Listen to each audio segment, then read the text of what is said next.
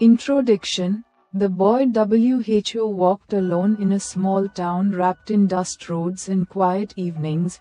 There lived a boy named Elon Musk. People often laughed at his name. Alone, they would repeat. What kind of name is that? But his mother always whispered, sometimes, the world gives you a name before it gives you a destiny. From the very beginning, Elon was different.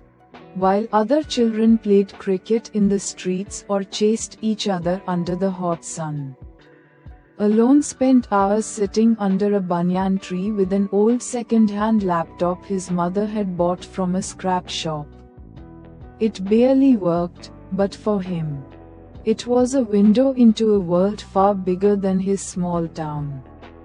He was not the smartest in class, not the richest, not the most talented, but he had the one thing that most people never learn to hold on to, an unshakable hunger to become something. Chapter 1. The lonely childhood. Elon's childhood wasn't simple. His father worked as a mechanic in a workshop and barely earned enough to pay rent. His mother stitched clothes at home to support the family. There were days when they had only one meal. Days when his father came home tired and hopeless. Days when his mother cried quietly so he wouldn't see. But Elon always saw.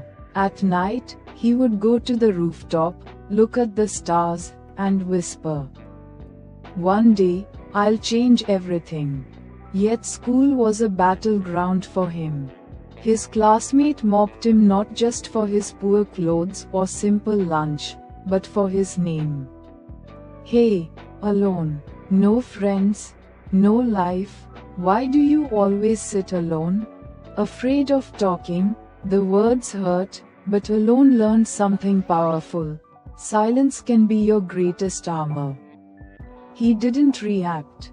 He didn't fight back. Instead, he went home and studied harder. He wasn't trying to impress anyone. He wanted to escape the life he was living, not physically, but mentally, emotionally, spiritually. Chapter 2. The first spark. One day, when he was around 12, he walked into a small public library. It had old books, dusty shelves, and only 2 computers with slow internet. But for him, that library felt like a palace. He picked up a book on inventions, another on computers, then one on human psychology. He didn't know why he felt drawn to these topics. But every page pulled him deeper. He learned how people invented machines to solve problems.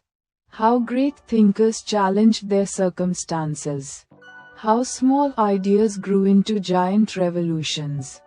One evening, while reading, a thought struck him. If people can invent the future, why can't I? From that night on, he became obsessed. He wanted to build things. He wanted to solve problems. Not for fame, not for money, but to break the cage of limitations his life had put him in. Chapter 3.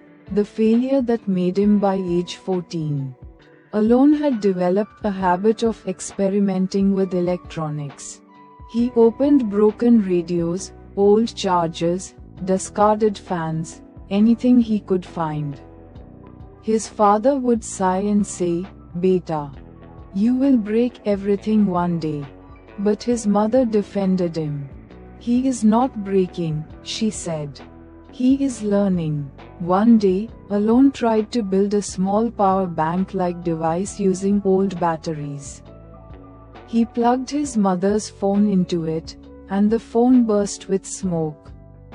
His mother lost her phone. His father scolded him for hours. Neighbors said, "This boy will only destroy things." That night, Elon cried for the first time in years.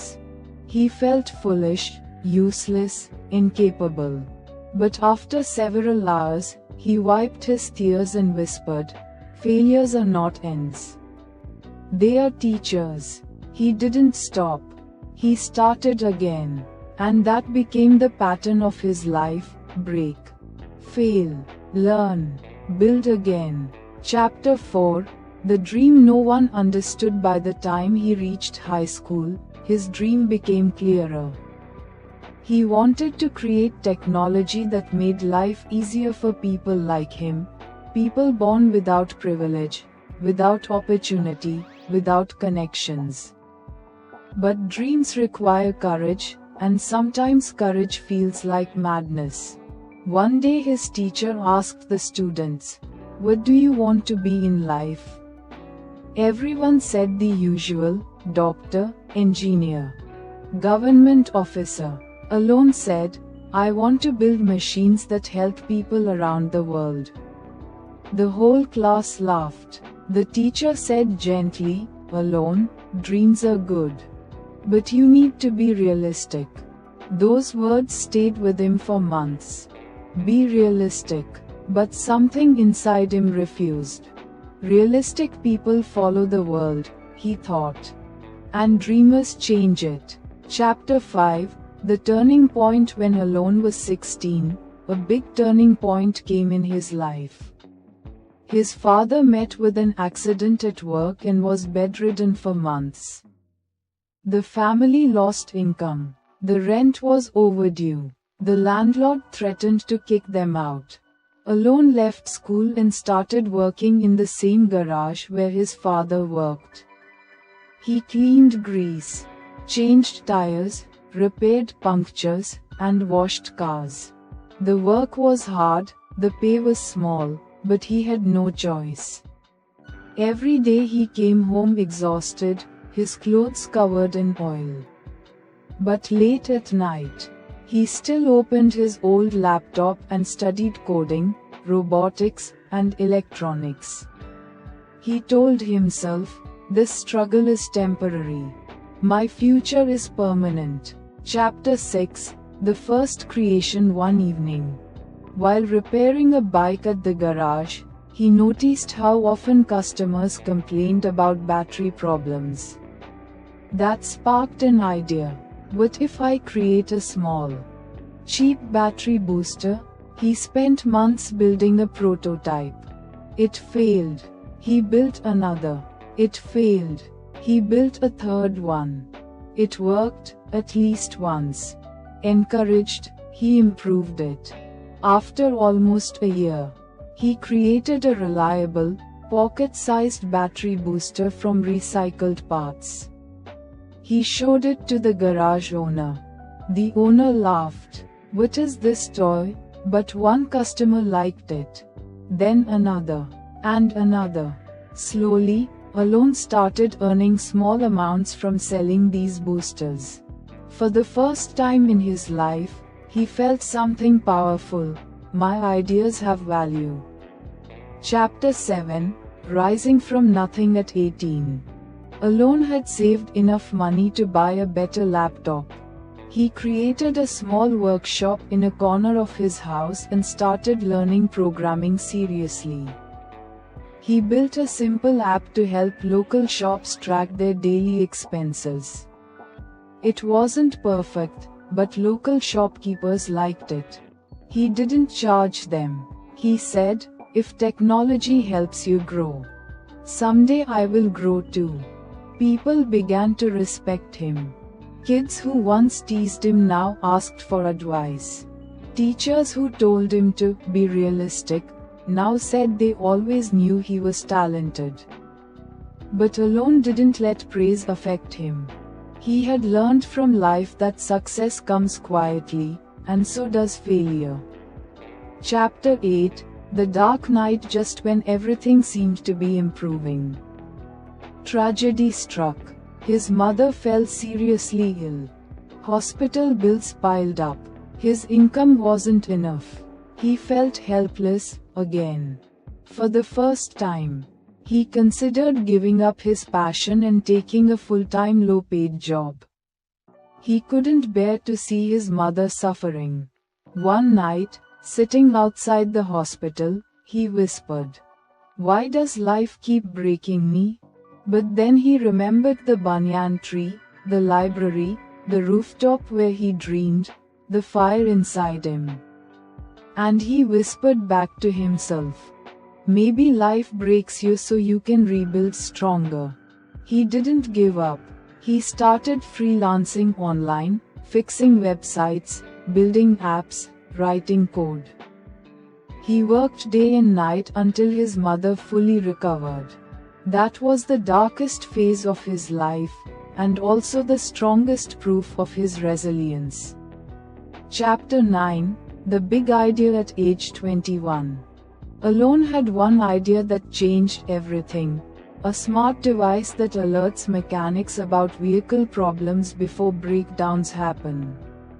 He called it Mech Alert, an AI-based sensor system. Companies rejected him. Investors mocked him. People said, a small-town boy making such technology? Impossible. But Elon kept building. After hundreds of failures, Mech Alert finally worked. He approached small garages first, the people who needed it most. Mechanics loved it. Customers trusted it. Within 6 months, Mech Alert spread across the town, then nearby cities. Elon Musk became a name people spoke with respect. Chapter 10: The world takes notice. His innovation caught the attention of a national tech journalist. She wrote an article, Small Town, Big Vision, the boy who solves real problems. The article went viral. Suddenly, investors approached him. Tech companies invited him to conferences. Universities asked him to speak. But Elon was still humble. He still worked from his tiny workshop. He still believed simplicity was strength. When asked why he never moved to a big city, he said, "A tree grows where its roots are strongest." Chapter 11: Building the Future with New Funding. Elon created a company named Musk Innovations, focusing on affordable technology for common people. He developed low-cost smart home devices, AI tools for farmers, safety apps for women and children, energy-efficient gadgets for rural areas. He didn't chase luxury. He chased impact. Within 4 years, Musk Innovations became one of the fastest-growing tech companies in the region. People no longer laughed at his name. They admired it. Elon Musk became a symbol of strength, a reminder that being alone can be your greatest power. Chapter 12: The Return to the Banyan Tree. One evening, after years of success, Elon visited his old town. He walked to the same banyan tree where he once dreamed. A group of school children recognized him. "Sir, how did you become so successful?" one little boy asked. Elon smiled and said, "I didn't wait for the world to support me. I supported my own dream." He told them the truth, that he failed more than he succeeded. That he cried sometimes but kept going. That he faced loneliness, poverty, humiliation. But in the end, he learned that persistence beats talent. Chapter 13: The Legacy of Elon Musk. As years passed, Elon Musk became not just an inventor but a mentor. He opened free learning centers for children, especially for those who couldn't afford education. He believed technology is a right, not a privilege. When journalists asked him what his biggest achievement was, he didn't mention awards or wealth. He said, "My biggest achievement is proving that even a boy who had nothing, not money, not support, not friends, can build a future that inspires millions." Conclusion: the message of his life. The world knew him as Elon Musk. But he was never truly alone. He carried with him the prayers of his mother, the lessons of his failures, the strength of his struggle, the fire of his dreams, and the courage to walk a lonely path. His life became a message. Being alone doesn't mean being weak. Sometimes, being alone is the first step to becoming unstoppable. Thank you.